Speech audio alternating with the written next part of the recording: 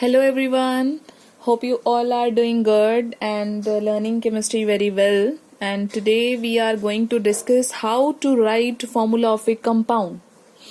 Okay, so अगर आपको सिर्फ और सिर्फ इतना पता है कि किसी भी कंपाउंड में कितने एलिमेंट्स हैं, कौन कौन से एलिमेंट्स हैं एंड उनका परसेंटेज अमाउंट कितना है, लाइक कार्बन है वो 40% है, या हाइड्रोजन है वो 30% है, या ऑक्सीजन है वो 20% है, then how you can derive the formula of that particular compound, right.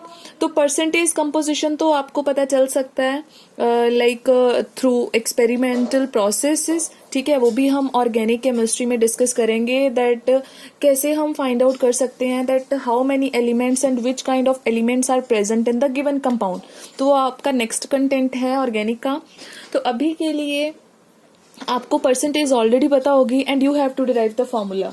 Okay, so before doing that, let me tell you that we have two type of formulas. The one is empirical formula and the second one is molecular formula.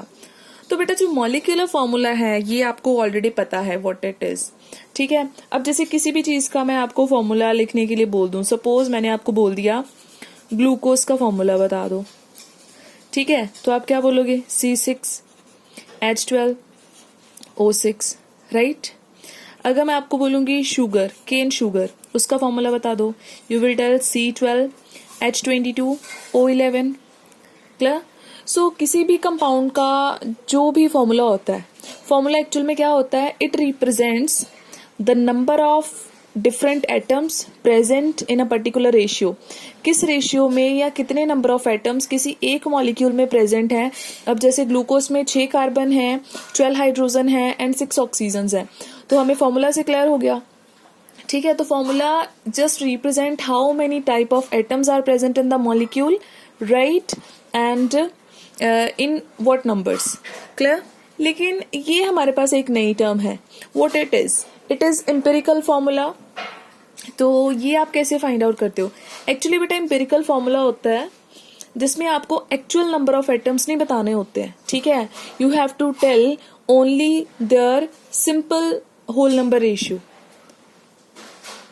Example यहाँ पे ले लेते हैं हम, glucose ही है. ठीक है, this is it's molecular formula. Suppose मैं आपको पूछ लूं what is the empirical formula of glucose. ठीक है, तो एम्पिरिकल फॉर्मूला का मतलब है कि हमने सिंपल होल नंबर रेशियो बताना है. ठीक है, अब जैसे यहाँ पे कार्बन 6 है, हाइड्रोजन 12 है, ऑक्सीजन 6 है. इन नंबर्स में कुछ कॉमन है, 6 जो फैक्टर है वो कॉमन है, तो हम क्या करेंगे 6 के साथ सबको डिवाइड कर देंगे कॉमन फैक्टर के साथ, and we will get C1H2O1. Clear. तो this is the empirical formula of glucose. हमने कैसे फाइंड आउट करा? 6 के साथ इसको डिवाइड कर दिया जो कॉमन फैक्टर था. इसका मतलब ये है कि ग्लूकोज के फॉर्मूले में जितना कार्बन प्रेजेंट है उतना ही ऑक्सीजन प्रेजेंट है, बट हाइड्रोजन जो है वो डबल अमाउंट में प्रेजेंट है. ठीक है, तो इसका मतलब एम्पिरिकल फॉर्मूला से हमें जस्ट एस्टिमेट मिलता है कि किस रेशियो में with respect to each other the elements are present in a given molecule of compound. But glucose से हमें बट मॉलिक्यूलर फॉर्मूला से हमें आइडिया लगता है कि एक्चुअल में कितने नंबर ऑफ एटम्स जो हैं वो प्रेजेंट हैं. क्लियर. तो अगर सपोज यहाँ पे मैं आपको शुगर का फॉर्मूला पूछूं, तो शुगर के केस में देखो 12, 22, 11 इन दोनों में कॉमन है, इन दोनों में, लेकिन तीनों में कुछ भी कॉमन नहीं है. तो इसका मतलब इसका फॉर्मूला क्या रहेगा? As it is. क्लियर. तो इसका मतलब कुछ कंपाउंड्स के केसेस में molecular formula and empirical formula same होते हैं. एंड एक चीज और, अभी आपने देखा कि एम्पिरिकल फॉर्मूला कैसे आया ग्लूकोज का, हमने 6 के साथ डिवाइड कर दिया. तो इसका मतलब यहाँ से एक फॉर्मूला हमारे पास आता है that molecular formula is n times empirical formula. हमेशा एम्पिरिकल फॉर्मूला को n से मल्टीप्लाई करोगे तभी मॉलिक्यूलर फॉर्मूला बनेगा. अब जैसे ग्लूकोज के केस में किसके साथ मल्टीप्लाई करेंगे? We will multiply with 6, right. So ये n फैक्टर जो है ये आपको एम्पिरिकल फॉर्मूला को मॉलिक्यूलर में या मॉलिक्यूलर को एम्पिरिकल में कैलकुलेट करने में हेल्प करेगा. So hope this is clear to all of you. So let's start with the numerical. तो आपको ज्यादा क्लियर हो जाएगा, है ना, कि हम कैसे फॉर्मूला डिराइव कर सकते हैं. And topic is also important one. So statement के अकॉर्डिंग देखिए, 2.746 of A compound gave on analysis 1.94 gram silver. एक कंपाउंड है, उसका अमाउंट इतना है 2.746, और जब उसको एनालाइज करा गया तो पता चला कि उसमें तो सिल्वर प्रेजेंट है, और कितना प्रेजेंट है 1.94 ग्राम। तो इसका मतलब हमें ना एक टेबल प्रिपेयर करना है, मैं यहाँ पे कर रही हूँ। ठीक है, सबसे पहले इस टेबल में एक आपको टॉपिक क्या लिखना है, एलिमेंट्स। फर्स्ट जो कॉलम बनाना है that is of elements. Element कौन से हैं, एक तो सिल्वर है। अब मैं यहाँ पे डायरेक्टली क्या लिख रही हूँ, सिंबल लिख रही हूँ सिल्वर का। ठीक है, सिल्वर, और साथ में हमने उसकी परसेंटेज अमाउंट जो है वो यहाँ पे लिख देना है। क्लियर? तो सिल्वर हमारे पास कितना प्रेजेंट है, इट इज 1.94 ग्राम। कई बार परसेंटेज में दिया होता है, कई बार डायरेक्टली वेट दिया होता है। तो मैंने इसका परसेंटेज अमाउंट, यहाँ आप कह सकते हो, यहाँ पे वेट हम लोग लिख रहे हैं। क्लियर? ओके। उसके बाद में क्या बोला गया, 0.268 ग्राम ऑफ सल्फर। सल्फर कितना प्रेजेंट है, 0.268 ग्राम, राइट। उसके बाद में आपके पास क्या है, ऑक्सीजन। अच्छा, एक ऑक्सीजन भी है, इट इज 0.538 ग्राम। क्लियर हो गया? 3 एलिमेंट्स हैं, तीनों का कंपोजिशन बता दिया और सबको ऐड करके ये बनेगा। क्लियर? Calculate empirical formula. अब आपने बताना है कि फॉर्मूला कितना है। आपको सिर्फ इतना बताया गया है कि एक्चुअल में कौन कितने अमाउंट में प्रेजेंट है। Now how will you derive the formula. तो आपने क्या करना है, 2 चीजें तो आपको ऑलरेडी गिवन है, एलिमेंट्स एंड देयर वेट। अब आपने यहां पे लिखना है बेटा इनका atomic wait, right. Atomic wait आप सबका लिखोगे। सबसे पहले आपको एटॉमिक वेट थोड़ा बहुत इनका आइडिया होना चाहिए। कई बार क्या होता है, आपको क्वेश्चन में ही गिवन होता है, तो लाइक कुछ नॉर्मल से होंगे तो वो आपको याद होने चाहिए। कोई टिपिकल वन जैसे सिल्वर वगैरह हो गया तो इसका आपको न्यूमेरिकल में गिवन होगा। मैं यहाँ पे लिख रही हूँ इसका atomic weight, it is 108 gram. Sulphur it is 32 ग्राम।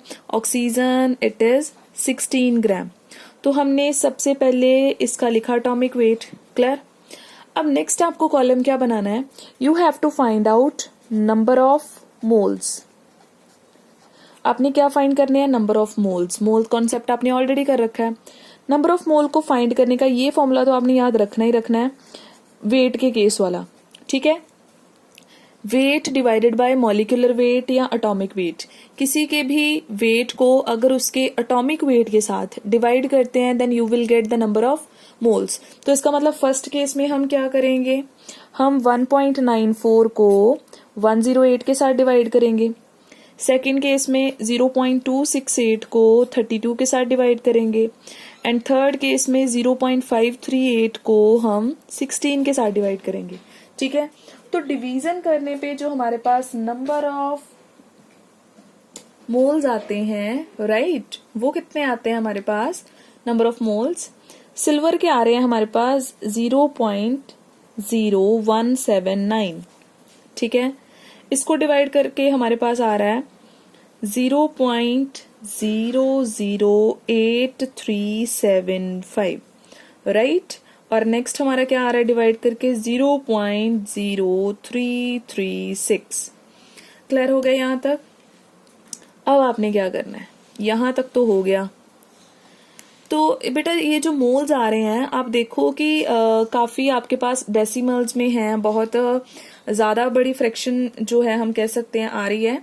तो इसका क्या सॉल्यूशन है, आपको क्या करना पड़ेगा कि इसको एक सिंपल मोल रेशियो जो है वो कैलकुलेट करनी पड़ेगी इसकी, है ना। तो अब आप क्या निकालोगे, मोल्स तो निकाल लिए, अब आपने क्या निकालनी है, सिंपल मोलर रेशियो या फिर मोल रेशियो। तो रेशियो निकालने के लिए मैंने आपको पहले मेथड बताया था कि तीनों में से जो सबसे छोटा है उसके साथ सबको डिवाइड कर दो। अब सबसे छोटा ये रहा, तो हम क्या करेंगे 0.0179, इसको किसके साथ डिवाइड करेंगे 0.008375। यहाँ पे इसको खुद के साथ ही डिवाइड कर देंगे, राइट। और यहाँ पे 0.0336 डिवाइडेड बाय 0.008375।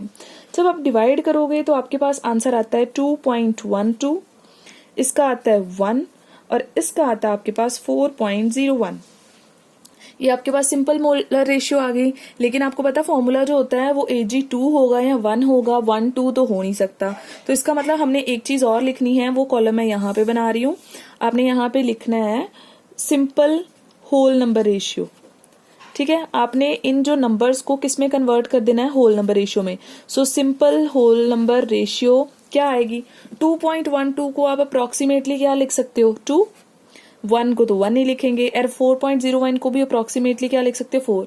सपोज यहाँ पे 2.6 होता, 2.67 होता, 2.75 होता, तब आप इग्नोर नहीं कर सकते थे।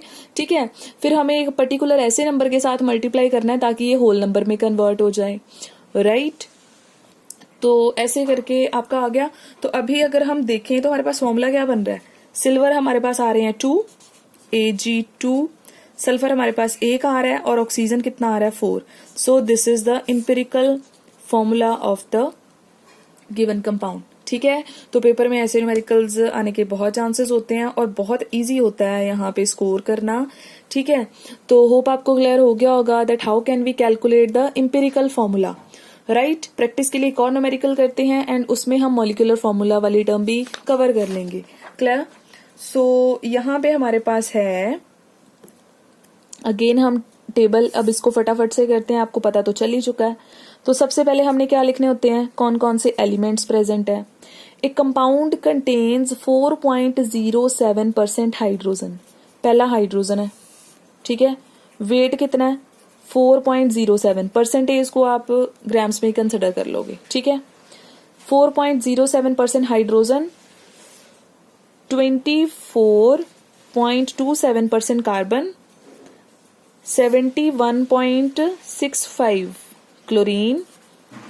Okay, so this is all HC and L। कई बार क्या होता है, लास्ट कंपाउंड का मास नहीं दिया होता तो वो आप माइनस करके भी निकाल सकते हो। ठीक है, ओके, 3 ही हमारे पास एलिमेंट्स हैं। So this is all. Second step क्या होता है हमारे पास, हमने सबका क्या लिखना है, एटॉमिक वेट। हाइड्रोजन का 1 ग्राम होता है, कार्बन का कितना होता है, इट इज 12, एंड क्लोरीन का कितना होता है, 35.5, राइट। ये आ गया हमारे पास, एटॉमिक वेट लिख दिया। अब हमने क्या निकालने हैं, we have to calculate moles, and moles का फॉर्मूला क्या है, वेट अपॉन एटॉमिक वेट या मॉलिक्यूलर वेट आप लिख सकते हो। तो यहाँ पे क्या आएगा, 4.071 divided by 1, 24.27 divided by 12, 71.65 divided by 35.5। तो डिवाइड करके आपके पास जो आंसर्स हैं वो क्या आएंगे। फर्स्ट वाले केस में तो कुछ भी जरूरत ही नहीं है, ये इतना ही आ जाएगा। सेकंड वाले केस में जब आप 12 के साथ डिवाइड करोगे अप्रोक्सीमेट 2 के नियर बाय कुछ आ जाएगा, और यहाँ पे भी अगेन 2.02। अब एक चीज जरूर आपने याद रखनी है कि यहाँ से ना डायरेक्टली कभी मत वो कर लेना, इसको राउंड ऑफ कर लेना। आपने हमेशा क्या करना है, मोलर रेशियो निकालनी ही निकालनी है, सिंपल मोलर रेशियो। अब सिंपल रेशियो कैसे निकलेगी, उसके लिए आपको डिवाइड करना पड़ेगा। सबसे छोटा कौन है, 2.02, तो इसके साथ सबको डिवाइड कर दो, डिवाइडेड बाय 2.02, 2.02 डिवाइडेड बाय 2.02। तो इसको डिवाइड करके अप्रोक्सीमेटली 2 जो है आ जाता है, और इसको 1 और इसको भी 1। तो इसका मतलब यहाँ पे होल नंबर रेशियो निकालने की हमें जरूरत नहीं है। क्यों नहीं है, बिकॉज ये ऑलरेडी होल नंबर में ही हमारे पास आ रहा है। ठीक है, सो दिस इज ऑल। तो आपके पास फॉर्मूला क्या आ जाएगा, फॉर्मूला आपके पास आ जाएगा carbon 1, hydrogen 2, Cl1। This is the empirical formula. Clear. तो एम्पिरिकल फॉर्मूला तो मैंने पहले ही बता दिया हम कैसे करते हैं। तो यहाँ पे एक क्वेश्चन और है, कहते हैं मोलर मास जो है वो इतना है, तो what is the molecular formula. अब मॉलिक्यूलर फॉर्मूला निकालने के लिए आपको एन फैक्टर निकालना जरूरी है। तो वो एन फैक्टर कैसे निकालोगे, सबसे पहले आप निकालोगे mass of empirical formula. Empirical formula का मास निकाल लो, कार्बन 1 है 12, हाइड्रोजन 2 है 2 × 1, प्लस क्लोरीन 1 है 35.5। जब आप इसको प्लस करोगे तो आपके पास जो मास आएगा that is 49.5 gram. Empirical formula mass इतना है, एंड मॉलिक्यूलर मास कितना है हमारे पास, मॉलिक्यूलर मास आपको गिवन है 98.96 ग्राम। तो आपको दोनों के मास पता चल गए। अब आप क्या करोगे, दोनों को डिवाइड कर दोगे। एन फैक्टर कैसे निकलेगा, molecular mass divided by empirical formula mass. जब दोनों को डिवाइड करोगे 98.96 डिवाइडेड बाय 49.5 तो डिवाइड करके अप्रोक्सीमेट क्या आ जाएगा 2। तो इसका मतलब molecular formula is 2 times empirical formula. तो 2 टाइम्स कर दो, कार्बन 1 थे 2 कर दो, हाइड्रोजन 2 थे 4 कर दो, एंड क्लोरीन कितने हो जाएंगे 2। So this will be the molecular formula. Clear? तो आपको एन फैक्टर निकालना है एंड देन उसके साथ मल्टीप्लाई करके आपने मॉलिक्यूलर फॉर्मूला निकाल देना है। That's it. Hope the topic is clear. बाकी और न्यूमेरिकल प्रैक्टिस करिए, टॉपिक आपको अच्छे से क्लियर हो जाएगा, किसी में कोई प्रॉब्लम नहीं आएगी। सो बाय बाय, थैंक यू।